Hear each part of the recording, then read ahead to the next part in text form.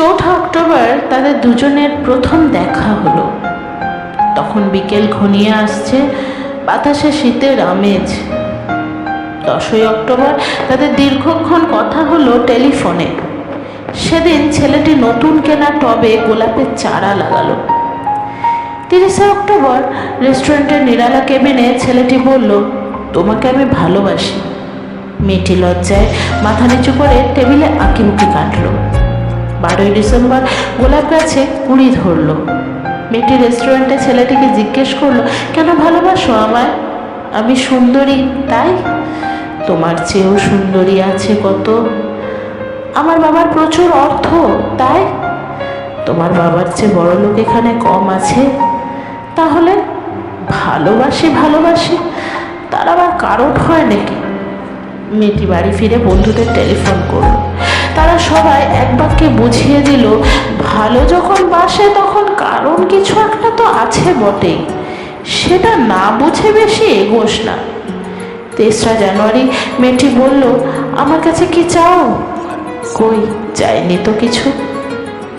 ভালোবাসো অথচ চাও না? তাহলে না চাহিলে যারে পাওয়া যায়, না চাহিলে যারে পাওয়া যায়, তেয়া গিলে আসে হাতে। এ তো গান, শুধুই গান, তাছাড়া কি? কিছুই যদি না চাও তবে ভালোবাসো কেন?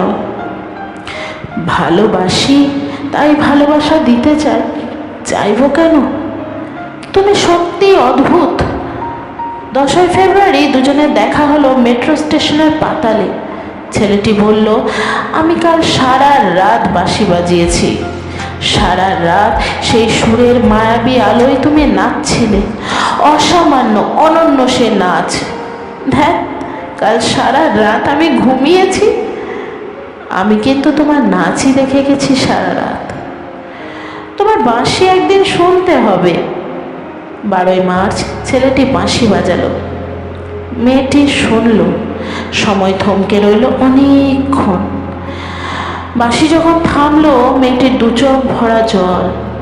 মেয়েটি বলল, বাঁশি শুনতে শুনতে আমার ঘুম এলো আবেশে।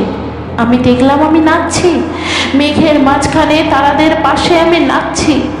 আকাশে ফুলের গন্ধ। ডাক্তার আমায় বাঁশি বাজাতে নিষেধ করেছে।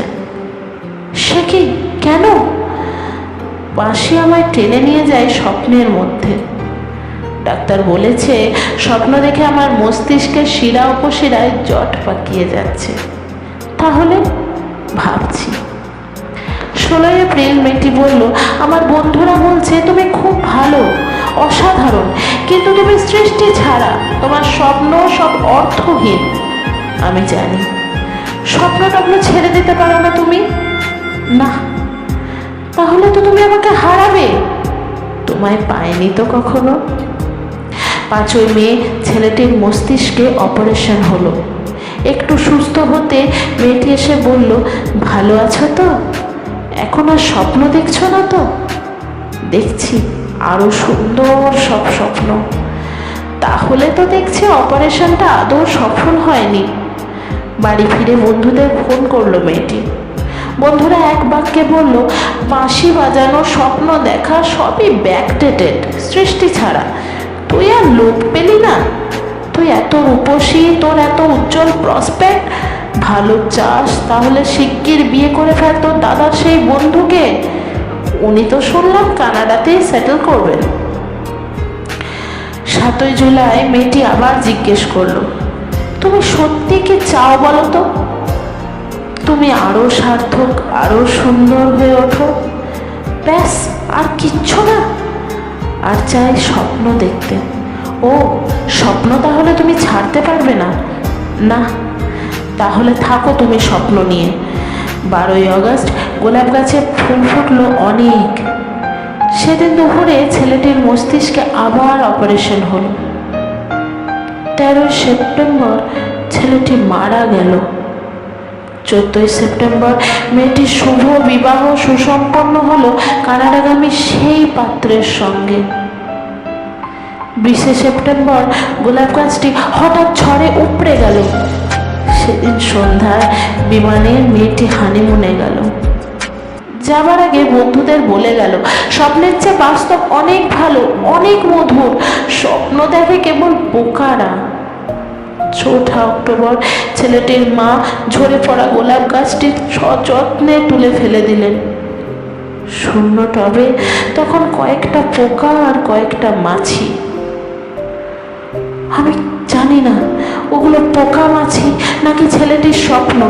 আমি ঠিক জানি না।